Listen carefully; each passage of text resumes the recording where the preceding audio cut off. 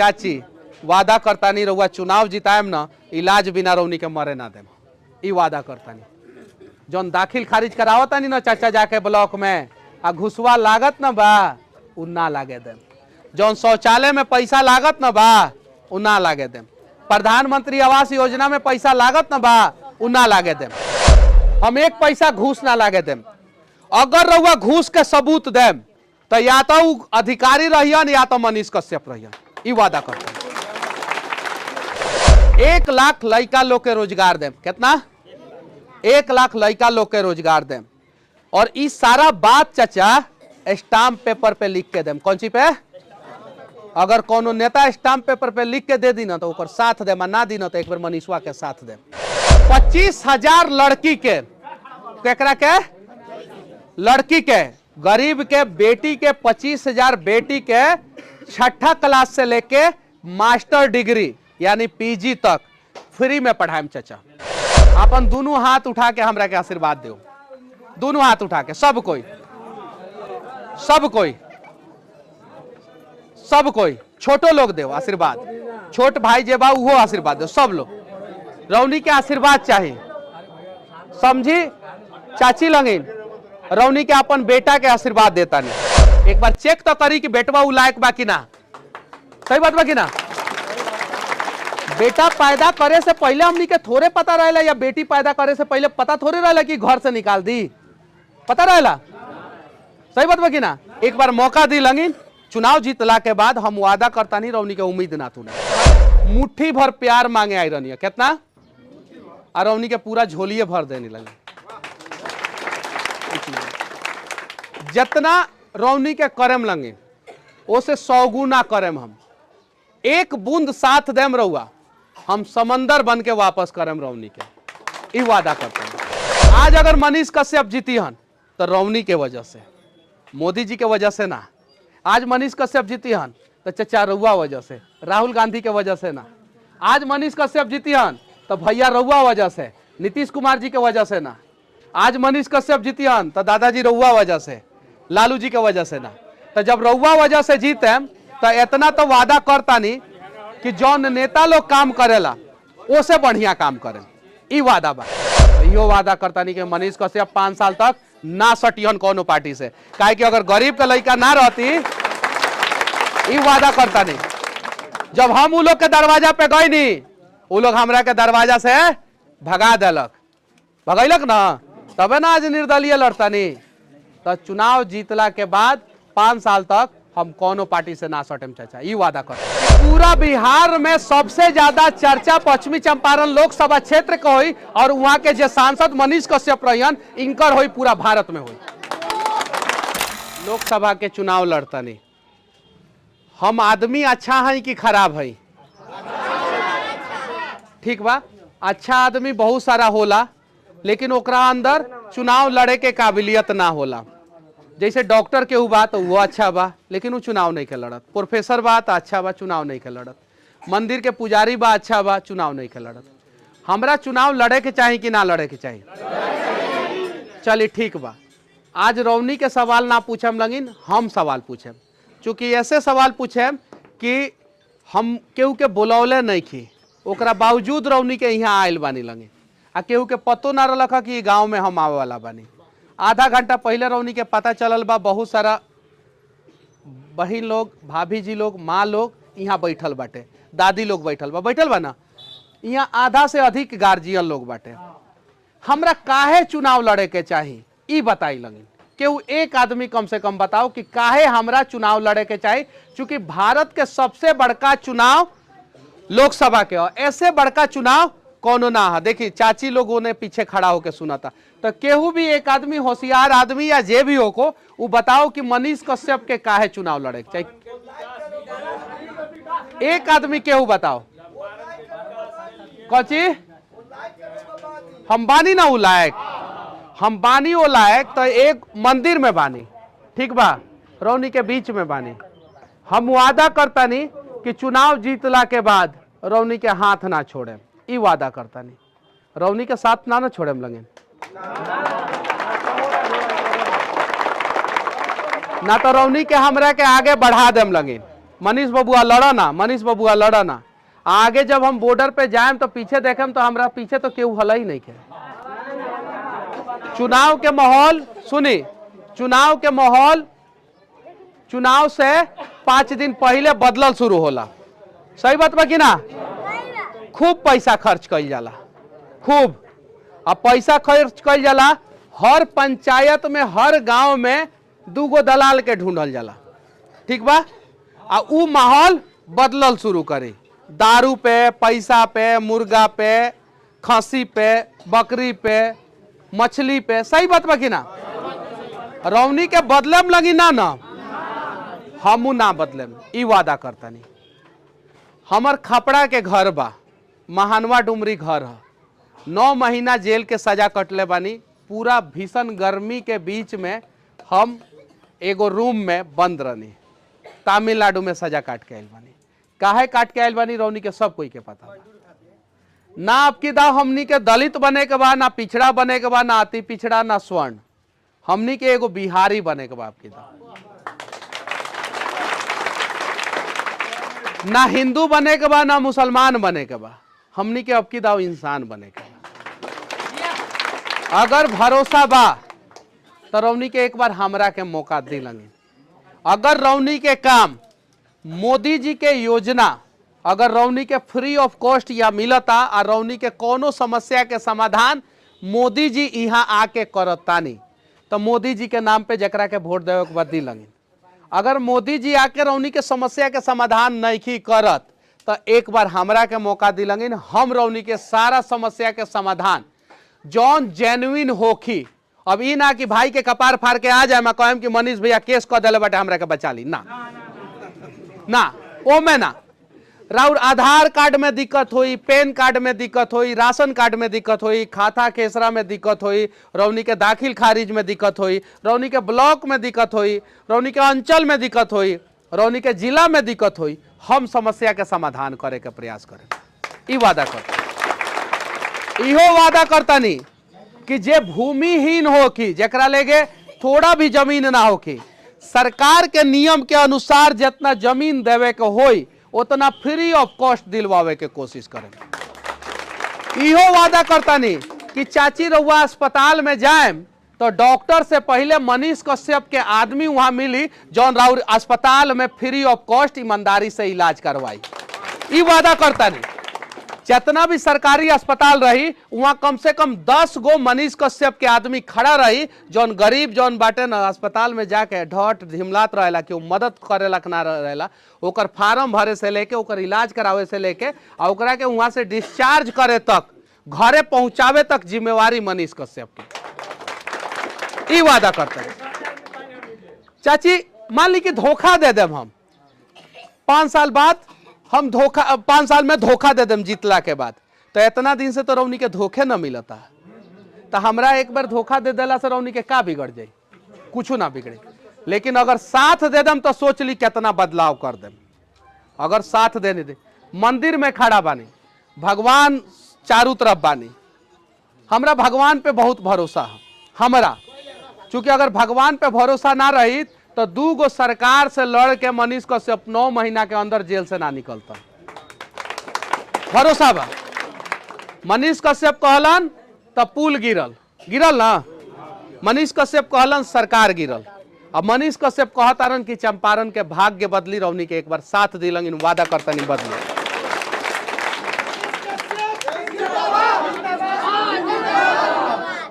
यहाँ ठंडा के व्यवस्था बा, नाश्ता के व्यवस्था बा।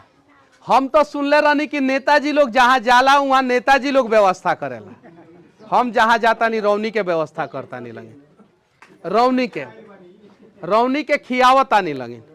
हम सवेरे निकले नहीं खाना खा के नाश्ता करके, और रात में पहुंचे नहीं तो नाश्ता करे नहीं। दोपहर में लोगे खियावत पियावत हमरा के आगे बढ़ावता। गांव में आईनी है 10 आदमी के संगे, आज यहाँ कम से कम 500 लोग इकट्ठा भइल बाटे। भइल बा।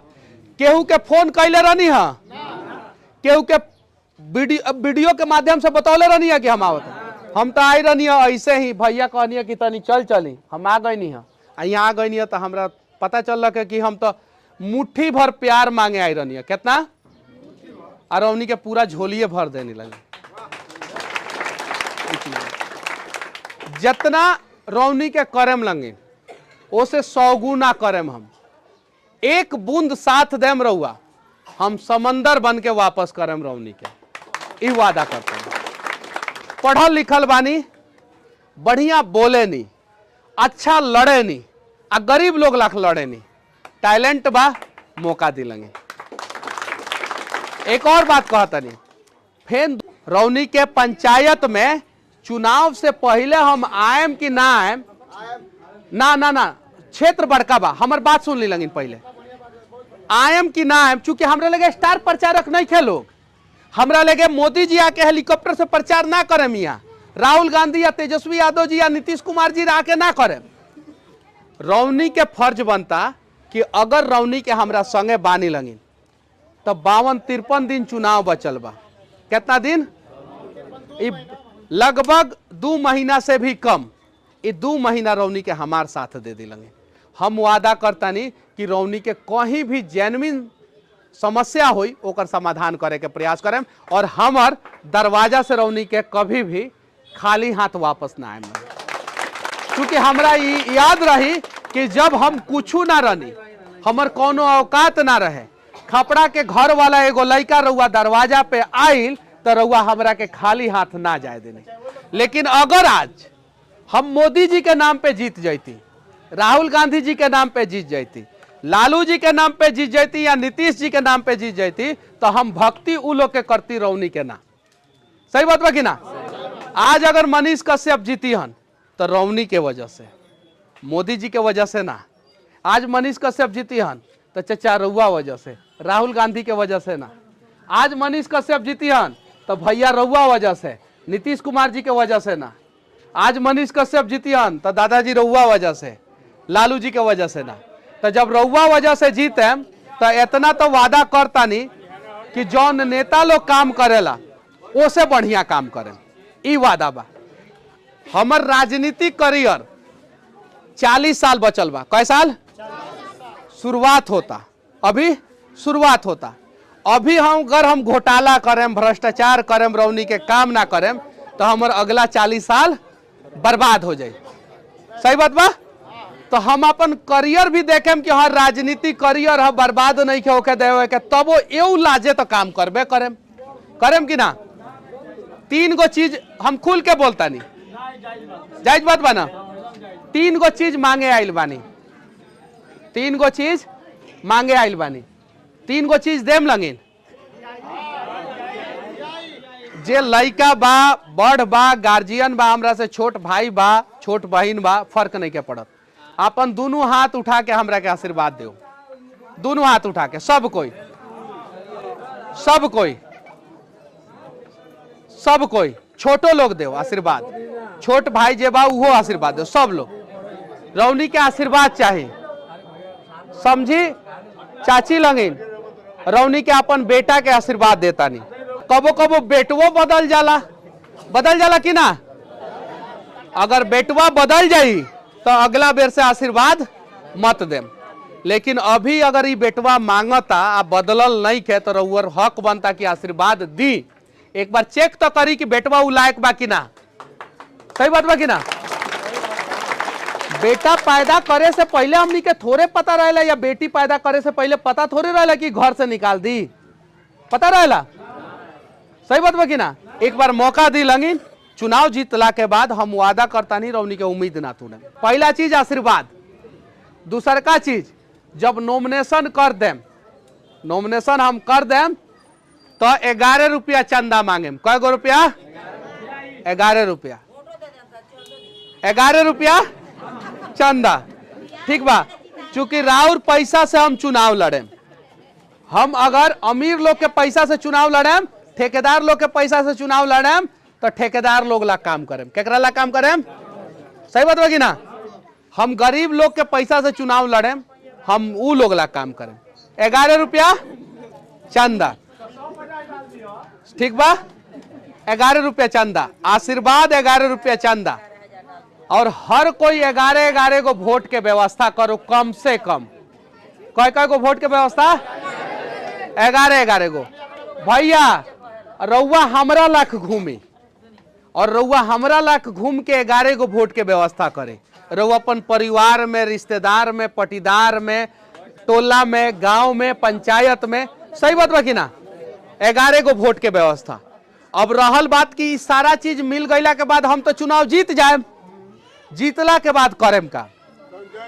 सुनी, 1 महीना के अंदर ई मंदिर में खड़ा होके कहतानी, ई मंदिर में खड़ा होके कहतानी 1 महीना के अंदर हर एक ब्लॉक में मनीष कश्यप एगो कार्यालय खोलिहन, जेमे मनीष कश्यप के 10 आदमी रही, जौन रौनी के ब्लॉक में सारा काम फ्री ऑफ कॉस्ट कराई। 1 महीना के अंदर एको पैसा ना लागे देम दीदी। अगर भरोसा बा तो साथ दी, नहीं के भरोसा तो जकर साथ देता नहीं वो कर दी। हम 1 पैसा घूस ना लागे देम। अगर रउआ घूस के सबूत देम, सबूत ना देम तो हम ना कुछ करें। रउआ चुपके से जाके थाना में दे देम कि भैया पे 2 धारा बढ़ा दे, तो हम का करें। अगर घूस के सबूत देम तो या तो अधिकारी रहियन या तो मनीष कश्यप रहियन, ई वादा करते हैं। हर ब्लॉक में कार्यालय खोलेम, घूस के सबूत देम, कार्रवाई कराएम। 25,000 लड़की के, केकरा के, लड़की के, गरीब के बेटी के 25,000 बेटी के 6ठा क्लास से लेके मास्टर डिग्री यानी पीजी तक फ्री में पढ़ाएम चाचा। पहला साल से 1 लाख लड़का लोग के रोजगार देम। कितना? 1 लाख लड़का लोग के रोजगार देम। और ई सारा बात चाचा स्टाम्प पेपर पे लिख के देम। कौन सी पे? अगर कोनो नेता स्टाम्प पेपर पे लिख के दे दी ना तो ओकर साथ दे, ना दी ना तो एक बार मनीषवा के साथ दे।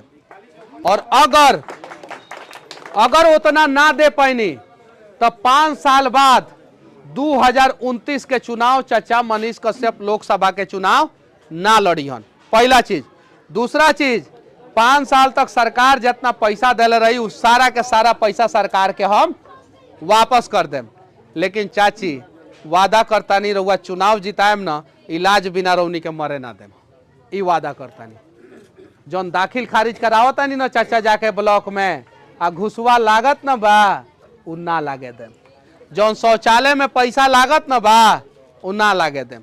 प्रधानमंत्री आवास योजना में पैसा लागत ना बा उ ना लागे देम। और हाँ, यहाँ कुछ जनप्रतिनिधि लोग भी बैठल होई, जे यहाँ के वार्ड होई, मुखिया होई, सरपंच होई, समिति होई, उहो लोग से वादा करता नहीं कि उ लोग के नेता लोग से का उम्मीद रहेला। सिर्फ इतने उम्मीद रहेला उ लोग अपने में सक्षम रहेला तबे नेता बन रहेला। गांव के सक्षम ना रही तो ना बनी।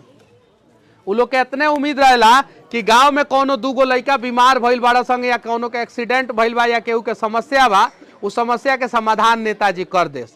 तो अगर गांव के केहू जनप्रतिनिधि अपना गांव के समस्या लेके आई हमरा लेगे और उ जेन्युइन समस्या रही तो ओकर समस्या के समाधान करे। बाकी रौनी के मर्जी, रौनी के मन करी तब वोट देम लगिन। हम सीधे कहता नहीं, मन करी तब वोट देम, आ मन करी तब वोट मत देम। बस अगर रउआ लागता कि लइकवा लूटे आइल बा, कौन ची करे आइल बा, तब 5 साल हमरा के मौका ना देम, खाली अमीरे लोग के लूटे के मौका देम। सही कहता नहीं ना, मौका दी और का पता हम रौनी के लाख कुछ कर दी। बाकी आजे से रौनी के हमरा लाख लाग जाए लगे। निर्दलीय जीतेम, निर्दलीय रहेम, 5 साल के बाद फिर डिसाइड होई। लेकिन 5 साल तक अगर कोनो पार्टी से सट जाम चाचा तो राउर मुद्दा हमरा मुद्दा, हमर मुद्दा ना रही। फिर पार्टी के बेवजह जयकारा करे के पड़ी, करे के पड़ी कि ना करे के पड़ी।